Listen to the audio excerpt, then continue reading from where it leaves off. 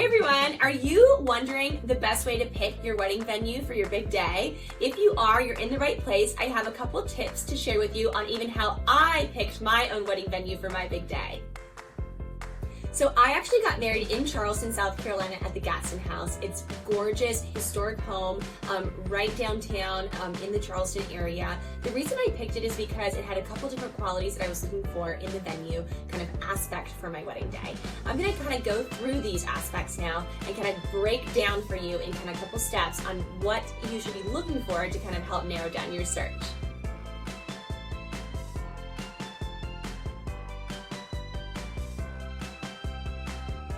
The first one you want to consider is, do you like an indoor and outdoor venue? I think this is really important to kind of think about in depth and with the type of guest count you're going to have. So I only had 80 people at my wedding, but we have a lot of couples that do 150 to 250 people. So you really need to think about what can the venue provide to you, as well as in restrooms, seating, dancing, and coverage if it does happen to rain or snow. So some things to think about: if you do an all outdoor venue, what is the tenting situation going to look like? Typically a tent is going to cost you a very similar cost to what you are going to be paying for in a venue. So you want to make sure you're not investing in a big outdoor venue that costs a lot of money that you're just going to have to tent and then pay double the price. So that's one thing to think about. Also, if you're going with a fully outdoor, does it have restrooms, or are you going to have to bring in a restroom trailer? Is the trash easily and readily available to discard of, where you're going to have to depend on your caterer or your planners to remove that off site? These are just a couple of things to think about for an outdoor setting. Now for indoor, you want to think about, is it local? Is it in a good place to travel to? Is there enough room to go to and fro? Are you going to seat everyone in the same room, or are they going to be broken up? Is the flow going to be good enough? So there are some pros and cons to each variation, but I want you to think about, is the indoor going to service you and your guest count in the right way? So think about the service style you want to have. Is it going to be buffet, stations, or seated? Think about, where is your ceremony going to be? Is it at a church, obviously a place of worship, or is it going to be outside? Is it going to be on-site or off-site? What is the distance for traveling? So these are just some things that we'll kind of dive into today in this kind of video that you'll see now. The second thing I want you to think about is the type of venue.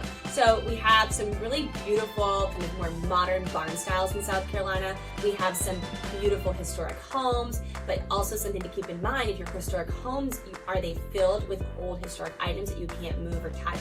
Does that mess up your layout?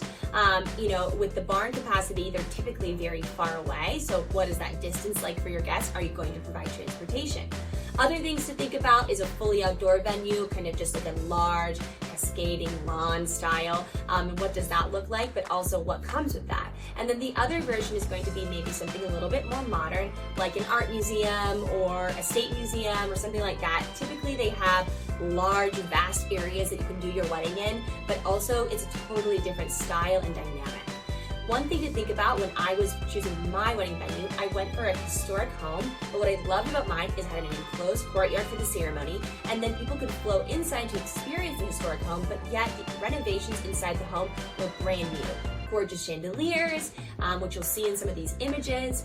We have some beautiful white walls. It really was a blank slate. So I wanted the historic aspect with a blank slate, with a ceremony and reception in the same location. So that is how I ultimately kind of decided on choosing the Gadsden House, because that is where it had all of the components I wanted. A lot of historic homes in Charleston have a lot of things in them still, are very historic, have that history in them, which some people love. So just think about the qualities that you want in there before you're committing to a space.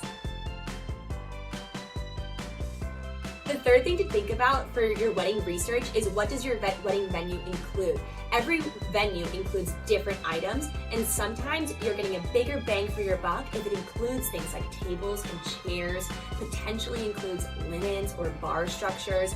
A lot of venues in different areas will offer different things. You also want to think about, does it include setup and breakdown? This is not something typically your wedding team will do. It is something typically your catering team will do, that your wedding team will assist in, and that your venue really should handle. So think about that when you're inquiring about the details. Also, tables and chairs. Can those chairs go to the ceremony site, or can they only stay at the reception site? That will dictate also if you have to bring additional rentals in. Does it include a tent? If it does, you're saving costs on having to put that tent structure up for an outside situation. Does it include lighting? This is something that you'll want to think about renting as well. Sometimes venues will include lounge furniture. So there's a lot of different things to think about when you're thinking about investing in your venue. I will say that my venue was a blank slate, like I mentioned before, and so it included no furniture at all. So that was something that allowed me to be creative and bring up everything I wanted. But also, if you are on a budget, it's important to kind of recognize and realize that you might want to invest in a venue that gives you a little bit more rather than nothing, so that you can put that money and those funds towards something else like florals or styling.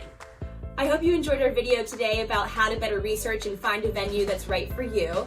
If you enjoyed our video, please go ahead and like our video below and subscribe to our channel, as we will always offer other tips and tricks throughout this season.